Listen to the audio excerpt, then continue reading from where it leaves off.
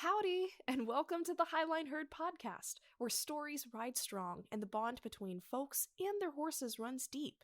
Each Sunday, we're talking everything from trail tips and tack to good old horse sense and the people who live it every day. Keep up with the herd by following us over on Instagram at the Highline Herd and swinging by our website at thehighlineherd.com. Now, let's ride into today's episode.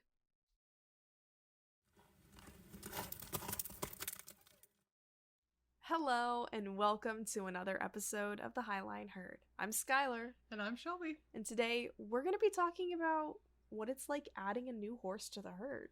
What do you do? How does that go? How could it go? What are some things you can do in preparation? Yeah, the biggest thing is also, prepare. What can you do to prepare? How do you mingle horses? And how do you identify bullying? Those are probably the biggest things about adding a new horse to the herd. I see so many people comment on videos like on YouTube or Facebook and Instagram, and it's of horses being complete menaces or bullying other horses or just doing all this crazy behavior, and everybody's like, oh look, they love each other, oh look, they're playing, and it's like, no, they're not. They're trying to kill each other. Yeah, no. And it's not really talked about. It's not, and there's so many boarding facilities that make money off of, single horse turnout, 2 or 3 horse herds. Yeah. And I get, like, part of it's liability, mm-hmm. but I think a lot of people just don't know how to read horses and don't want to learn. No. The reality is, I'm going to say this flat out to start this episode and to end this episode. The reality is you are owning a 800 to 2,000 pound animal. This is a social animal. It requires living in groups for its mental health. It has to be turned out for its physical and mental well-being. They are going to get hurt. Much like a little kid playing on the playground. Much like a dog you take hiking with you. Much like a human going for a jog. Getting hurt is inevitable. If you are not willing to accept that risk, maybe a horse isn't for you. Yeah.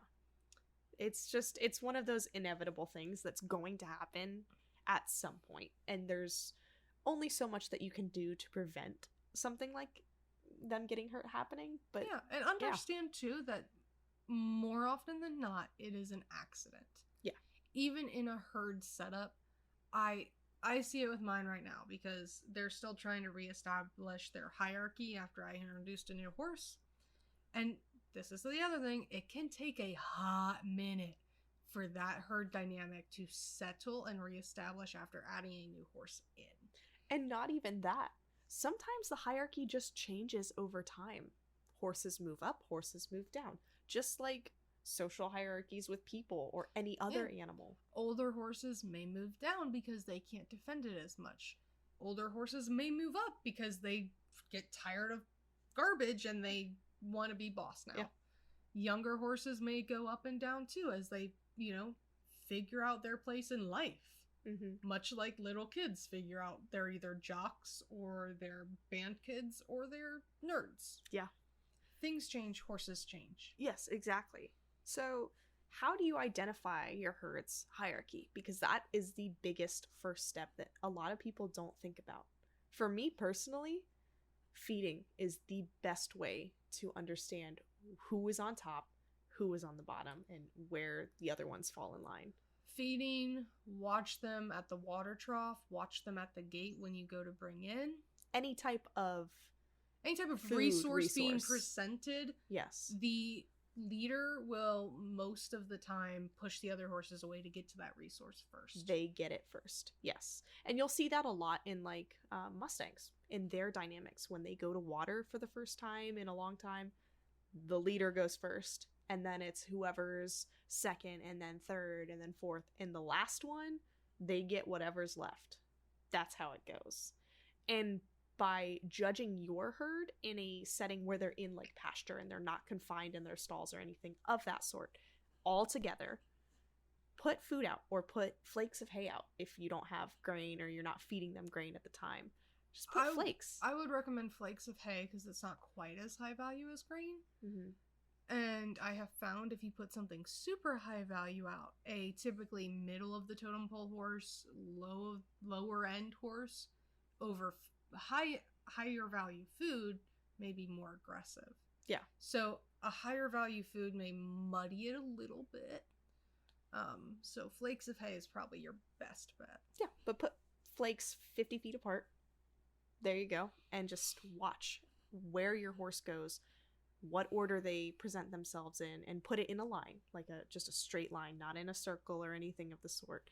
And you can see who moves who off of what, who takes food from who, all of that, what they're doing, their body language, all of that behavior. You'll get to witness it firsthand, and you'll get a better idea of what your pecking order is, how your horses interact with each other. Maybe one horse is at the very top of the pecking order and their best buddy is the very bottom, and they will only let that best buddy come in and eat with them or protect them. I have seen that numerous times. Yeah. The other thing too to remember is, when you're watching the body language, this is how you know who falls where. The leader never ever has to kick.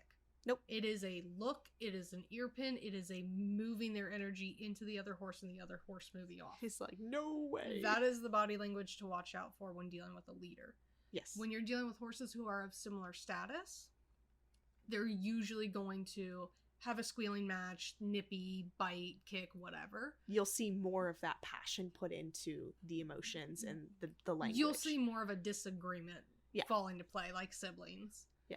Whereas, like, the lowest horse will never need any encouragement to move off. They'll just immediately remove themselves. It could just take the horse glancing over its shoulder, and then the other horse is gone. It's like, no, I'm not dealing with this. Yep. So, the leader never has to apply a lot of pressure unless they are teaching a lesson. Mm-hmm. The middle of your herd, they'll bicker and squabble a little bit, and then they'll settle down. Your lowest member is just going to remove themselves. They are never going to fight for their food. They're never going to try to win the game. Yeah, because they know there's no chance. Yeah, they just... It's sad, but it's true. It's a little bit sad, but sometimes, you also see herds where the leader is a bully. Yeah. Which happens too. So let's talk a little bit about leaders. What makes a good leader? What makes a bad leader? So my herd leader, I would describe him most of the time as very fair. I'm comfortable putting him out with a new horse to kind of see how things go, because I don't expect him to bully. I don't expect him to take things too far. But your herd leader, Willie. Willie doesn't really lead so much anymore. He lets Chance kind of be the jerk. Kind of. It's a weird situation right now, but Willie has been the quote-unquote leader for the last 5 years since we changed our herd up and sold a few horses. He's more like, the best way to describe Willie in a leading situation is he's just kind of like that boss who's just very chill, very down to earth, probably around your same like age group, and he doesn't care as long as you don't mess up too bad or bother him.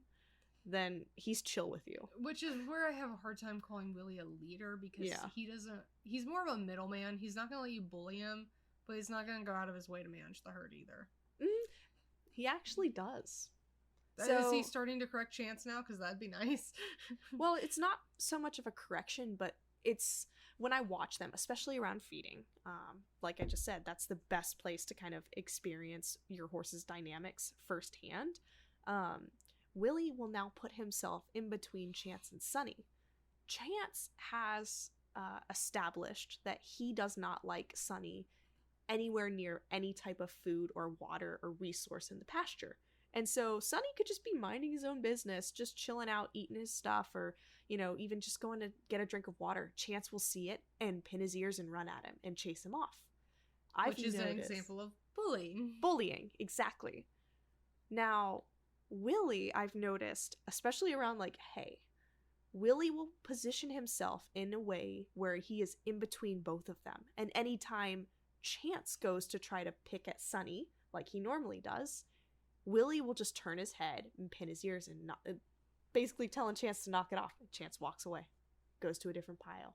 Whatever, they go back to sharing their It's about food. time for Willie to step up and like intervene a little bit. I do wish that he would do more correctional behaviors, especially towards Chance. But for now, it's working in a way that they're 3 in the herd. It works now. And it's helping Sunny not get too much bullying. And so, yeah. It's different from each herd and each horse group. It is. And, a good leader is one that doesn't overengage. Mm-hmm. They are sufficient with, okay, you walked off after an earpin, we're good. Yeah. They, don't harass other horses. They don't try to commandeer every bit of resource for themselves. Mm-hmm. And like I said, if you've got a good herd leader, one who is fair, you can usually put them solo with the new horse mm-hmm. to kind of figure out where things are going to fall. That is the example of a good leader. I do want to just touch base on something really quick, too, because popped in my head, and I want to make sure I talk about it. You want to make sure that you establish yourself as the leader.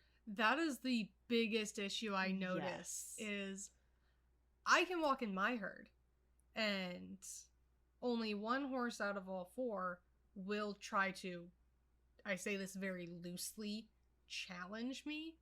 And all it takes is a little bit of and he'll move off most of the time. Yeah. Sometimes I have to get a little firm, but if you notice in horse herds, sometimes they have to get firm too. Yeah. Even if there's already an established hierarchy, sometimes horses just push buttons. Yeah. But no, yeah, you need to establish yourself with all of your horses that you are the boss. And when you are in their space with them, you are the leader. You will be the one making the decisions and allowing things or not allowing things. I see so many times people not establishing that and letting their horses just walk over them. And it's so dangerous. Here's the thing. If your horse does not move off the gate when you tell them to, that is dangerous. Yes. If you cannot walk into the field with hay or treats without getting bombarded and attacked and shoved around, that is dangerous, and you are not the leader. If you can't even walk your horse without them trying to go for food or bite at hay in the ground, that's an issue. It really, really is. And what might seem like an innocent little thing now can quickly escalate to a full-on, yeah, no, I'm done with you. I'm just going to go eat and do whatever I want to do. What'd you say in the beginning? They're 8 to 1,000 pounds? Yeah. They have a mind of their own, and they are stronger than you. They will always be stronger than you. That is the biggest thing I tell clients. I'm like, do not get in a tug of war with your horse. No, you will lose. As soon as that head is in front of you, you've lost the battle, and your best bet is to spin their butt and circle them. Yeah. Or you're done. Yeah. I had to do it just today with a big, 16-hand Dutch warm blood. He tried to bolt on me coming out of the gate, and I thankfully had him at just the right angle where I could whip his head back to me, and he could not bolt. And there was a guy watching, and he just clapped. He was like, I couldn't have held on. I was like, yeah, I'm surprised I did. But it's just a perfect example. Like, when they want to do something and they want to go, like, they're gonna go. And you're gonna either get left behind, drug, or who knows what. So you have to establish yourself in a position of respect where they will respect you and they will listen to you. Yeah, I can walk into my herd, especially my geldings, with a bucket full of treats. And I mean like apples, pears, oranges, high value items. Mm-hmm. And the only horse who's going to try and quote unquote steal it from me is my personal gelding, because he's a doofus. And I will admit I've allowed a little bit of that behavior. But as soon as that head becomes rough, as soon as he's actually knocking my arm back, trying to get me to drop it, that is when I correct him, and he gets to go all the way to the end of the field. Yeah. Like, you don't get cookies for being a jerk. Yeah. If I'm walking into the field, it doesn't matter what I have. You are not going to knock me over for it. You're not going to push me around. Yeah. And this is the biggest thing, too. I see so many people. They think it's funny. They think it's cute. They think it's... I don't know. These animals are 1,000 pounds. Do not let them charge the gate. Do not let them run at you when you're at the gate. Yes. Like... I'm currently having to deal with it every single day not with my own personal herd, but at the place that I work at. All the horses, they crowd the gates, they pace the gates, they try to run through the gates, they try to push through you to get out of the gate. It's just this constant battle, and it's so dangerous, and it's not a fun situation to find yourself in. It's not at all. And that is actually where most injuries occur between horses. Yes. Is fighting over the gate, fighting over who gets to come in, playing slip and slide in the mud by the gate. Yeah. Going through the gate. There is a reason I will not use, certain latches on my gates. Mm-hmm. Because I've seen too many horses rush through the gate and rip their sides open on them. Yep. I use chains. Good old-fashioned chains. Wrap them around the post, wrap them around your gate. That way, there is nothing for a horse to snag themselves on going in and out of the gate if they do decide to be a idiot about it. Mm-hmm.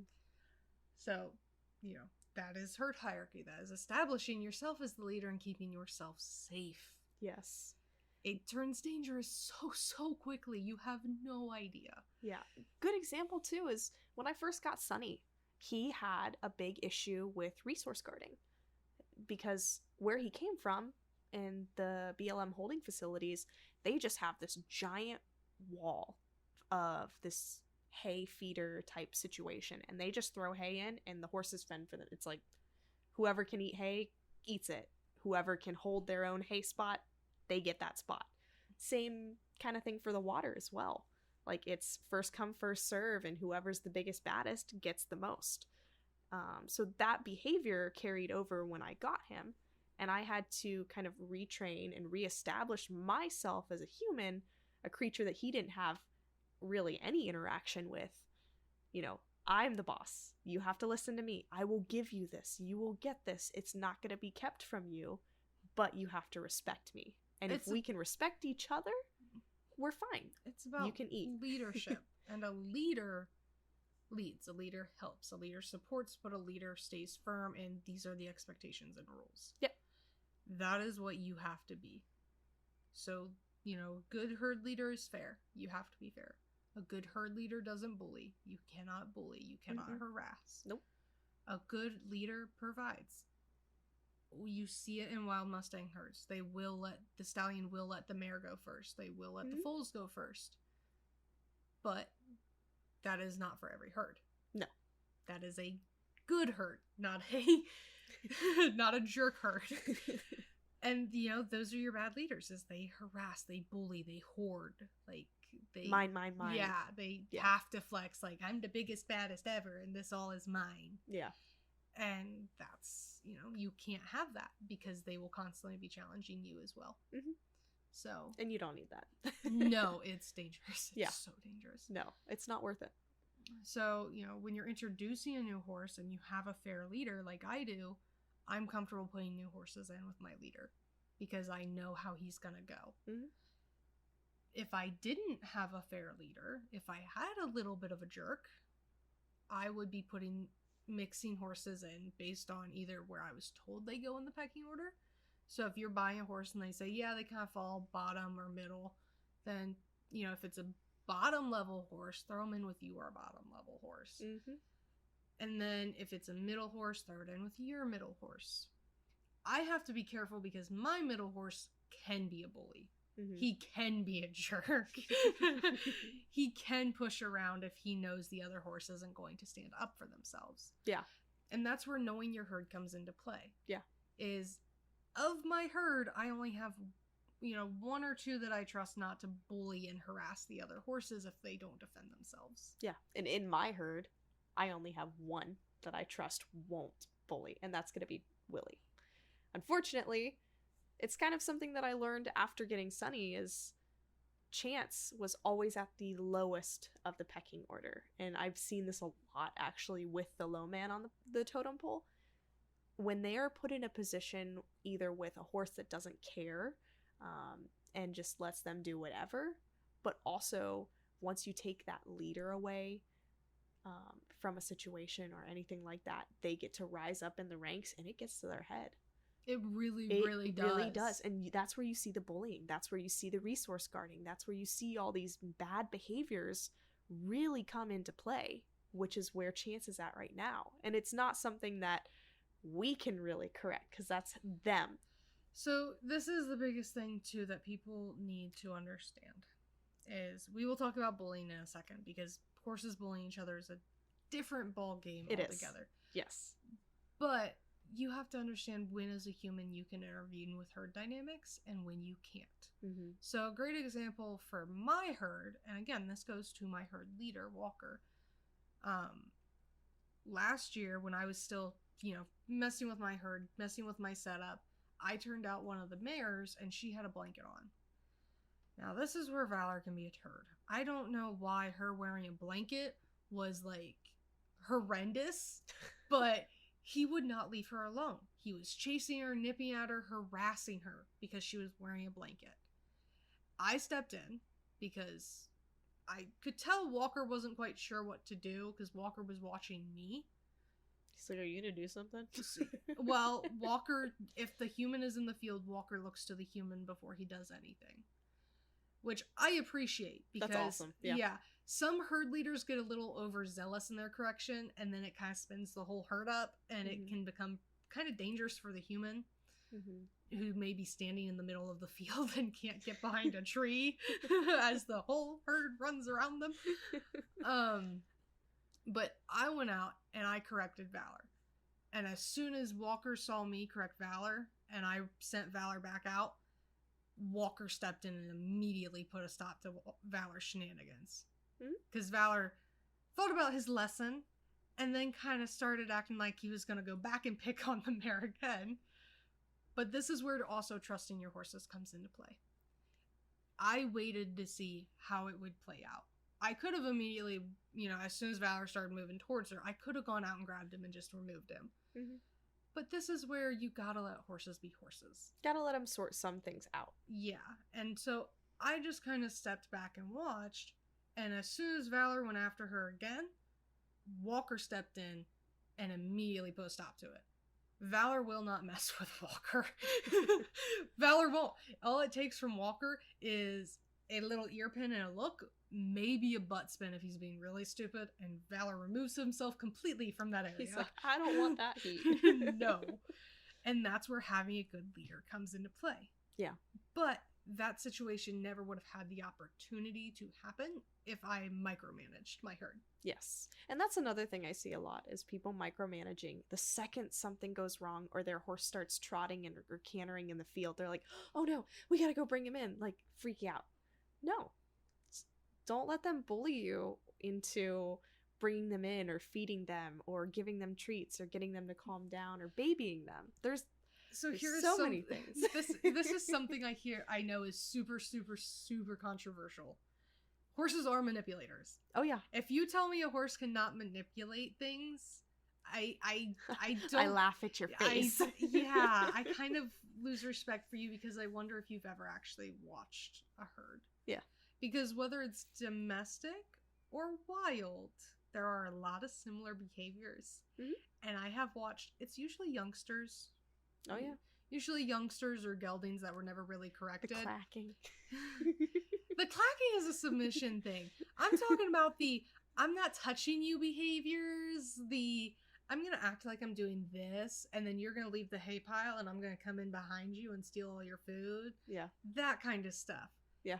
It's not manipulation in the human idea of manipulation, but it is trickery. It is manipulation of getting them to go somewhere else, acting like somewhere else is better so that they can move in and steal what that horse had. Yep. Or get a rise out of that horse. That is something I see so much. Yeah.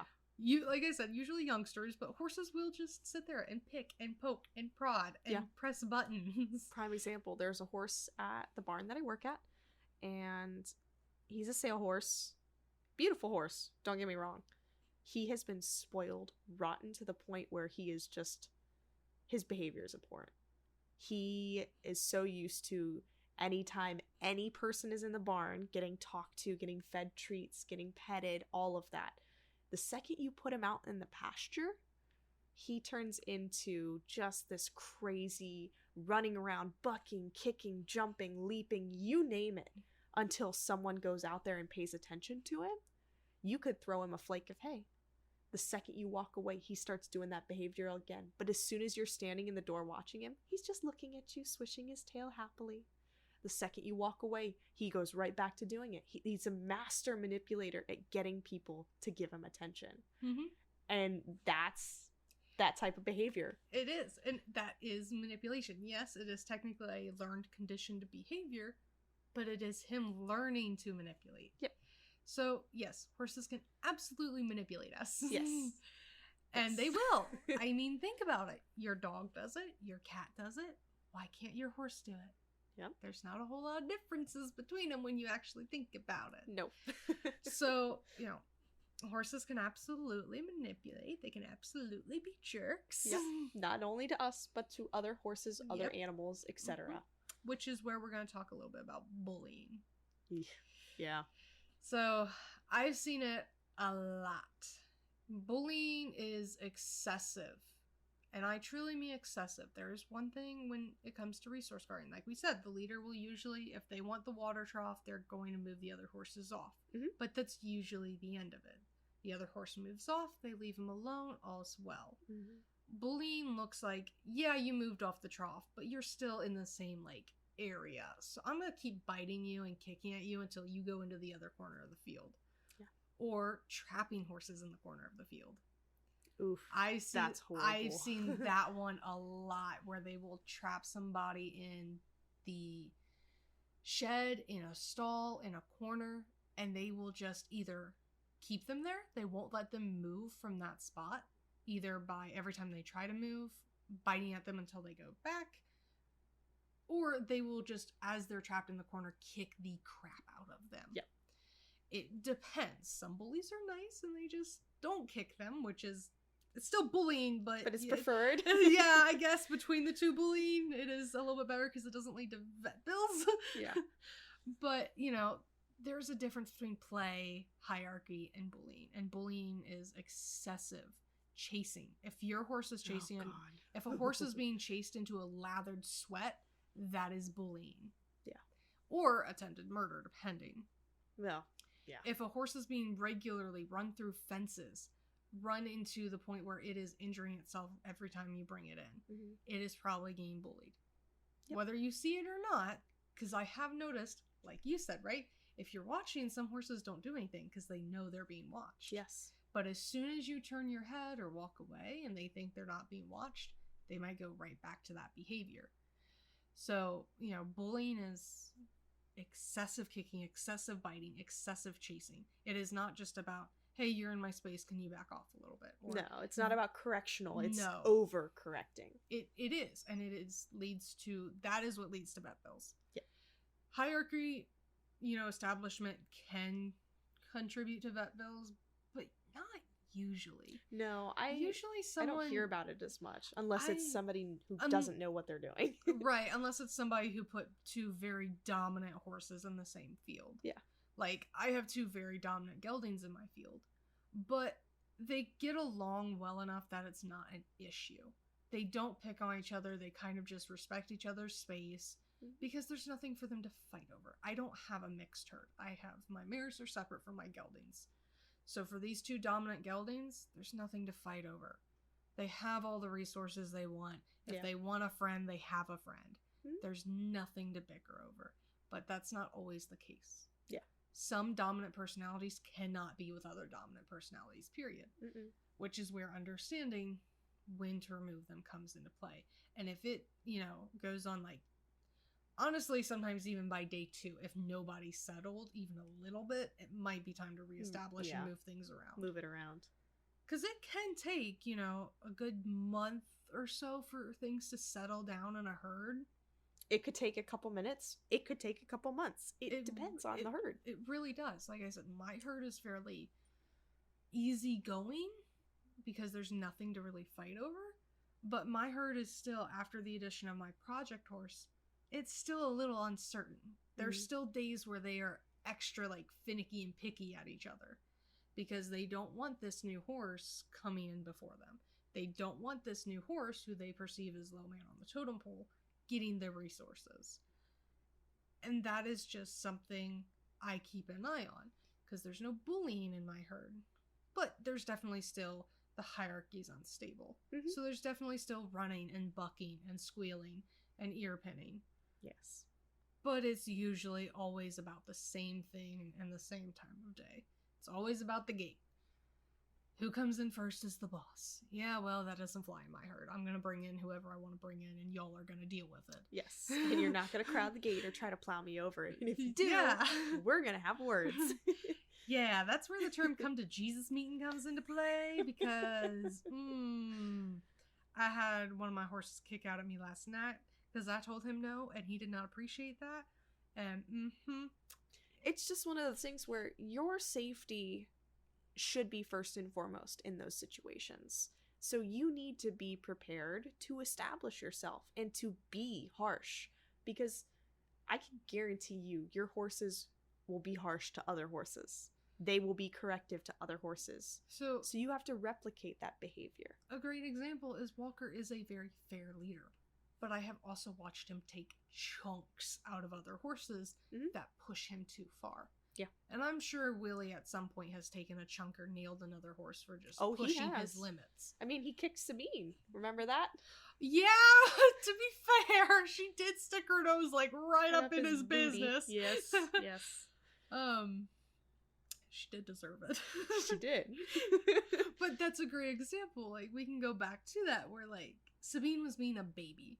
She was just being a nosy baby who didn't understand boundaries. And Willie did tell her to back off. He did. And in true baby fashion, she either didn't pick up on it or ignored it. Or chose to ignore it. Yeah. I think it was that one. I think it was more she chose to ignore because she was like, oh, no horse. Can I be your friend? Yeah, so she approached Willie from behind. They were just in our arena, free. They didn't have anything on him or anything. And she walked up behind him, was trying to sniff his butt. Willie kind of pinned his ears at her because he had never met her. Away a little bit. He moved away from her. So he put distance, and she kept following, so he gave her a bit of a clearer thing where he turned his head and pinned his ears and looked at her. She stopped for a second, thought about it, and then went back into it, and that's when Willie just turned and he kicked her. Just barrel kick. He gave her the warning, she thought about it, and then she went and pushed her. Her luck. She pushed it. Like, she genuinely, was asking for it, because it's one thing to sniff him. I don't think Willie would have cared as much if she had just kind of sniffed his hip. Yeah. But she stuck her nose up under his tail. Right in his business. And he was not having that, which I don't blame him. No, but that's also an example of a fair leader, right? He gave her the warning. She kind of pressed her luck. He gave her another firmer warning, like, lady, if you don't get out of my space. Mm-hmm. Like, he created space with that first warning. Yeah. The second one was, I'm not moving now, you better back off. And then when she pushed her luck the rest of the way, he ended it with that kick. Yeah, and then afterwards she went right into clacking and like, oh my god, I'm so sorry, I'm just a baby, Right? don't hurt me. Yeah. So, yeah. But that's not bullying. That is correction, and there was no damage done. Yep. It was entirely, horses can measure their kicks. Trust me. They Oh, yeah. can. They He know. held back. Yeah. Another great example is there's this Percheron I know who's been living with this Mini. So she's very used to small horses, doesn't really mind them too much. And her Mini, she was turned out with her Mini and another one. And we were worried she'd go after the other one because she didn't know him. He was totally new. Mm-hmm. That Mini was not the problem. It was her Mini that was the problem, and did the same thing. She said, hey, get out of my space. And this Mini went right up under her tail. And so she picked up her back foot and tapped him. Percheron. 18-2 Percheron. She could have annihilated this Mini. Just laid him flat, kicked into Venus. And she just kind of love tapped him with her foot in the shoulder because she knew exactly how to measure that kick to not fully hurt him, but enough to communicate. I said no. Back off. Yeah. Yeah. And that's, again, an example of a warning, a fair reaction, a fair correction.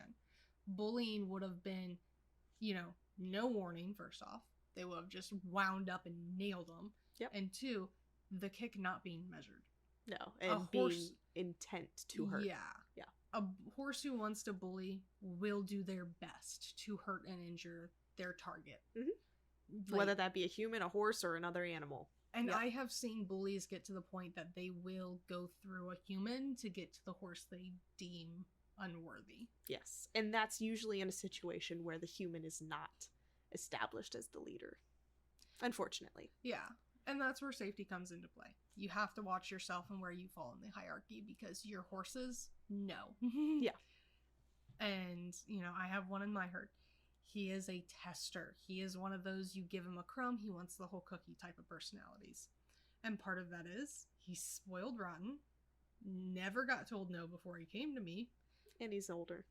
He is older. And for the last, I think, 16, 17 years of his life, he's been the crippled horse. Mm-hmm. The poor baby. We don't want you to get hurt. That's been how everybody approaches him. I treat him like a horse. There are days he doesn't appreciate that. But there are days that he has to. It's a matter of safety, Yes. Even though he is the quote-unquote crippled horse, he can still kick. He Yes. can still bite. He He is can still- still rear. He is still 800 to 1,000 pounds and can hurt you. And he will. Like, here's the thing I think people forget, too. Yes, horses are very rarely malicious for the sake of being malicious. There is almost always a reason behind the behavior. But never underestimate the damage a horse can do intentionally or unintentionally. Mhm. My personal gelding, he is 16 hands.